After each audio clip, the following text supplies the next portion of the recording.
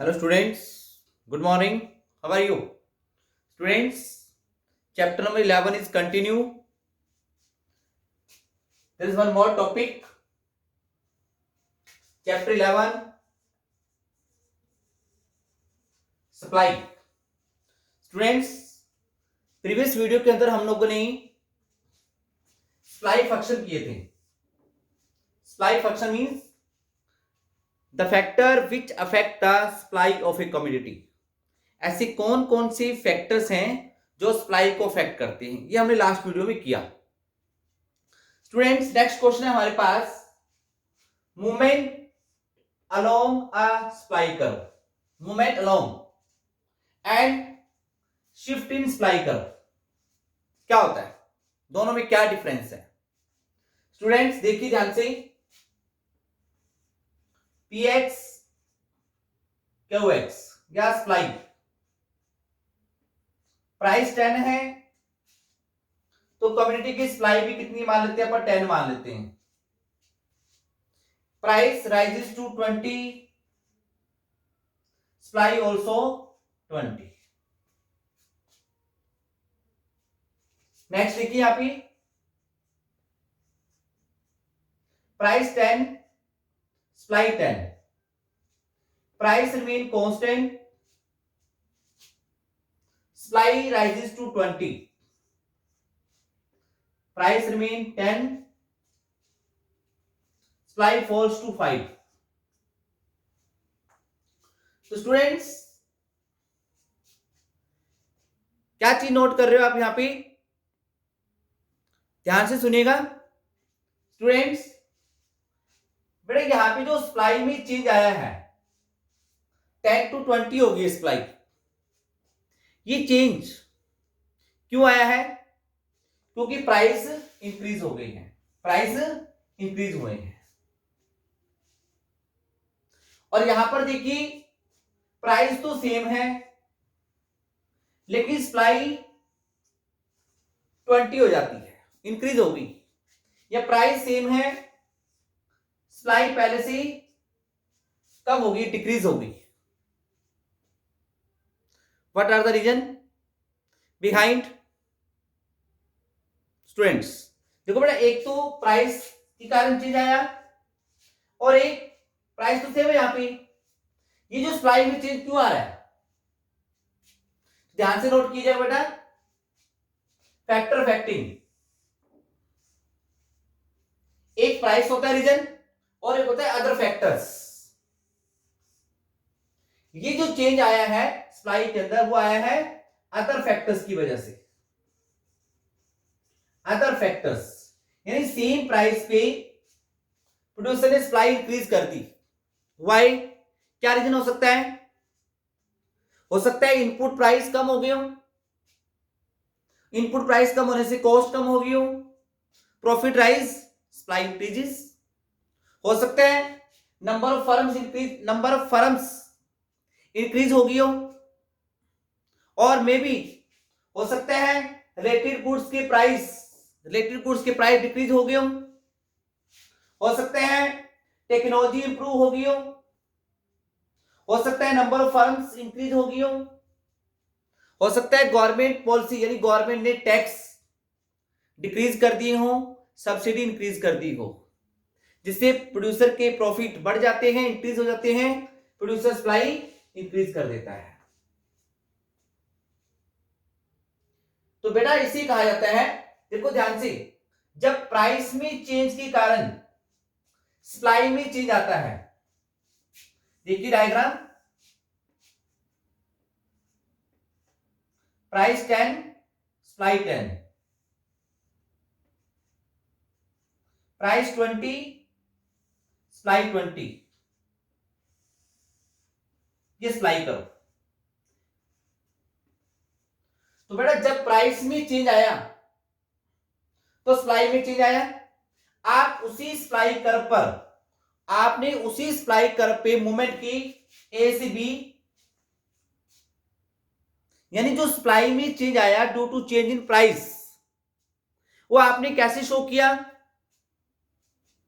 On the same supply curve, on the same supply curve. अगर price decrease हो जाती तो आप बी से कहा आ जाती ए, यानी आप उसी सप्लाई कर्व पे मूवमेंट कर रहे हैं, इसे कहा जाता है movement along a supply curve.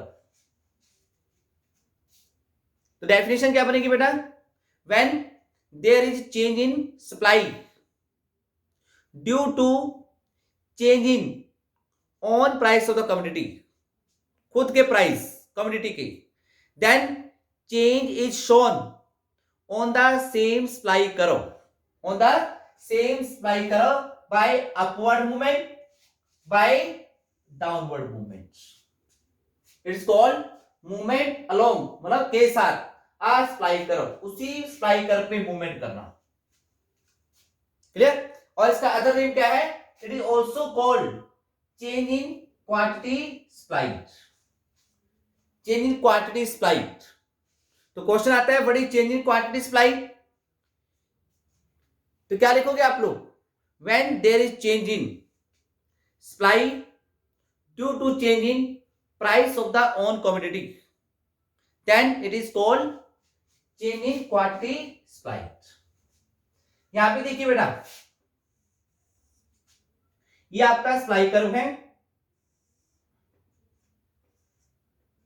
Price 10 पर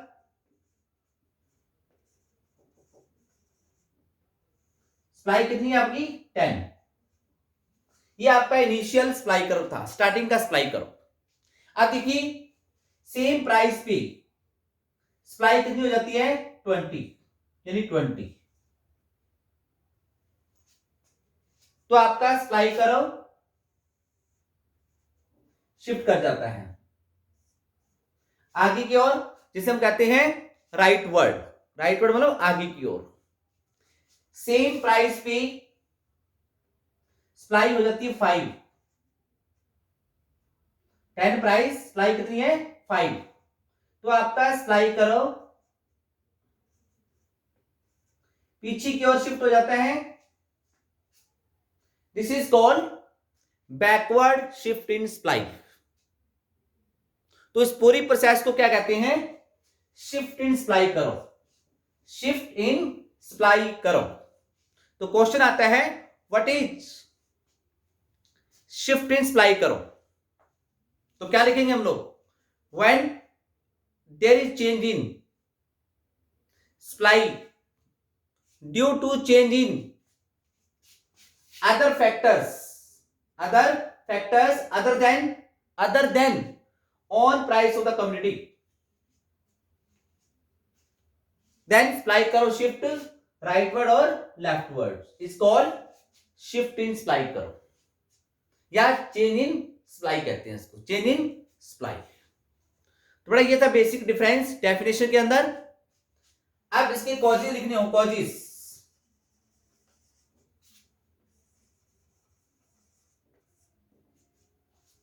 इसका कॉजेज क्या लिखोगे आप लोग, कारण क्या लिखोगे, रीजन क्या लिखोगे, change in price of on commodity, इसका रीजन क्या है, change in on price of the commodity, the price of on commodity. Shift in supply curve का रीजन क्या लिखोगे आप लोग, शिफ्ट इन सप्लाई कर्व, क्या लिखेंगे, change in the price of related goods, change in goal of the firm, change in input price, change in technology, change in number of firm, change in government policy. ये लिखोगे आप reason किसकी, shift in supply curve और change in supply. Clear? हाँ जी बेटा। अब बात आती है टाइप्स की, types, extension in supply,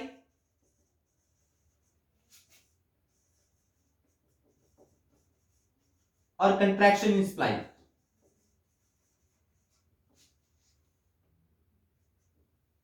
extension मतलब बढ़ना,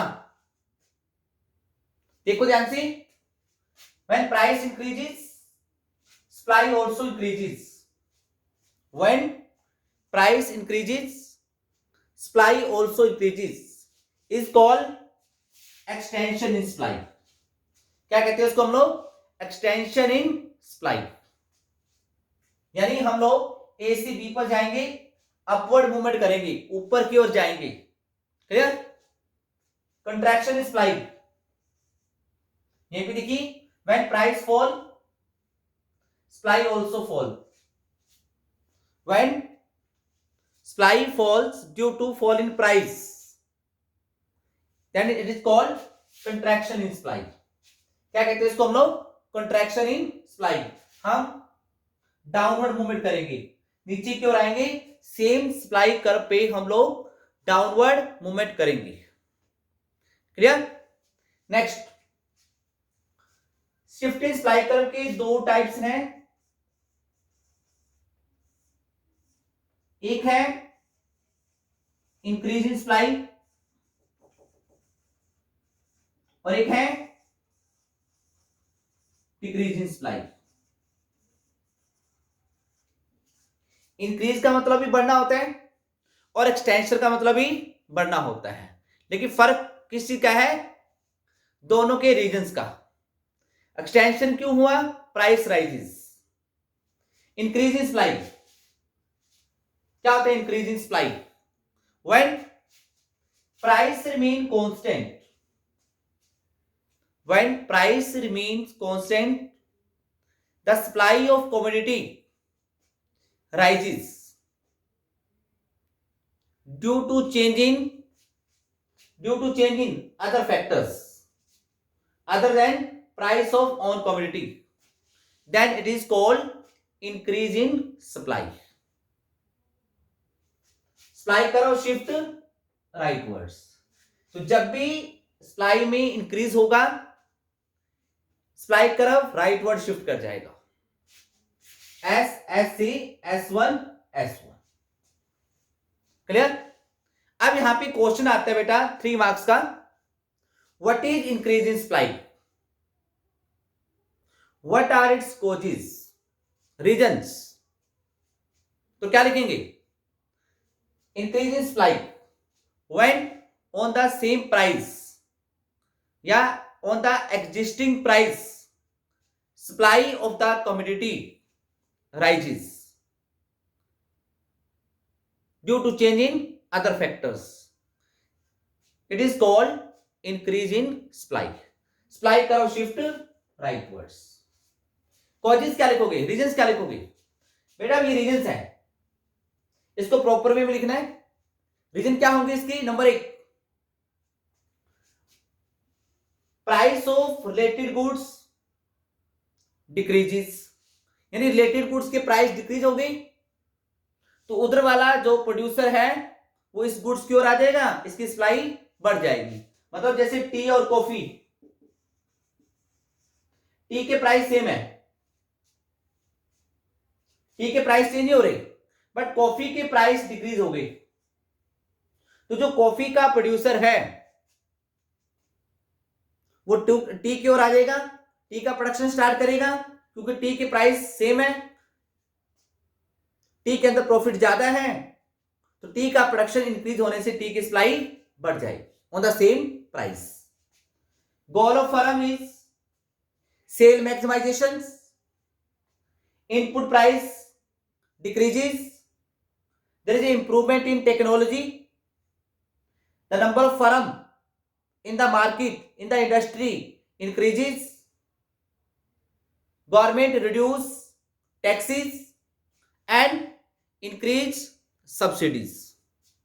ये बनेंगे reasons of increase in supply. Okay students, next क्या है हमारे पास? Decrease in supply. बिल्कुल इसका अपोजिट कर दीजिए, डिक्रीज इन सप्लाई क्या लिखेंगे हम लोग? When on the same price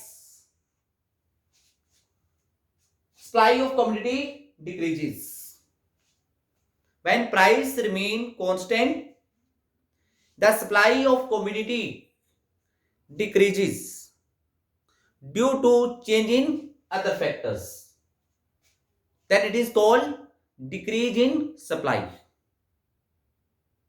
Clear students? Then supply curve shift rightwards। जब भी सेम प्राइस पर मार्केट में आप नोट करें, जब भी सेम प्राइस पर किसी भी कमोडिटी की सप्लाई डिक्रीज हो रही है तो इसके रीजंस क्या होंगे? दीज आर, आपका सप्लाई करो लेफ्टवर्ड यानी पीछे की ओर शिफ्ट कर जाएगा। अब इसके रीजंस क्या होंगे? जो पहले आपने लिखे हैं उसको अपोजिट कर दीजिए, बिल्कुल just. Price of related goods increases, यानी कॉफी के प्राइस इंक्रीज हो गए तो टी वाला सप्लायर भी किधर चला जाएगा? कॉफी की ओर। टी की सप्लाई क्या हो जाएगी? Decrease. Goal of the firm is profit maximisation, input price increases, raw material महंगा हो गया है, लेबर महंगी हो गई है, देयर इज डाउनवर्ड टेक्नोलॉजी, मतलब backwardness in technology, technology backward हो गई है, ओल्ड हो गई है, जिससे कॉस्ट ऑफ प्रोडक्शन इंक्रीज हो जाती है। Number of firms in the industry decreases, government policy, government increases tax and reduce subsidies. तो ये बेटा रीजंस हैं, ये डिफरेंस है दोनों के बीच में, difference between movement along a supply curve and shift in supply curve. फिर से मैं ब्रीफली एक्सप्लेन कर रहा हूं, movement along a supply curve मतलब सेम सप्लाई कर्व पे मूवमेंट करना। तो ये कब आता है? जब प्राइस में चेंज आता है। और सप्लाई कर्व कब शिफ्ट करता है आपका? जब अदर फैक्टर्स में चेंज आता है, प्राइस कांस्टेंट रहते हैं। Clear students? तो इसको आपने वीडियो को ध्यान से देखना है, दोनों में डिफरेंस क्रिएट करना है, ठीक है। और क्वेश्चन क्या आपने प्रिपेयर करना है? What is increase in demand, what are its reasons, what is decrease in demand, what are its reason. और नेक्स्ट क्वेश्चन, आपने इन दोनों के बीच में डिफरेंस करना है, एक्सटेंशन इन सप्लाई और इंक्रीज इन सप्लाई में, दोनों की डेफिनेशन, दोनों का रीजन। और थर्ड डिफरेंस क्या होगा? शो, दोनों को शो कैसे करते हैं? एक्सटेंशन इन सप्लाई को हम शो करते हैं सेम सप्लाई कर्व पर अपवर्ड, डायग्राम बनाना आपने। इंक्रीज इन सप्लाई को कैसे शो करते हैं? By shifting supply curve rightward, diagram बनाना आपने। दोनों की टेबल बनानी है, इसकी टेबल ये बनेगी, इसकी टेबल ये बनेगी, ठीक है। और ऐसे ही डिफरेंस आपने करना है किसके बीच में? कंट्रैक्शन इन सप्लाई और डिक्रीज इन सप्लाई के अंदर, ठीक है बेटा। तो ये था आपका आज का टॉपिक, ठीक है। इस वीडियो को ध्यान से देखना है आपने और प्रॉपर इसके नोट्स बनाने हैं आपने। Okay students, have a nice day.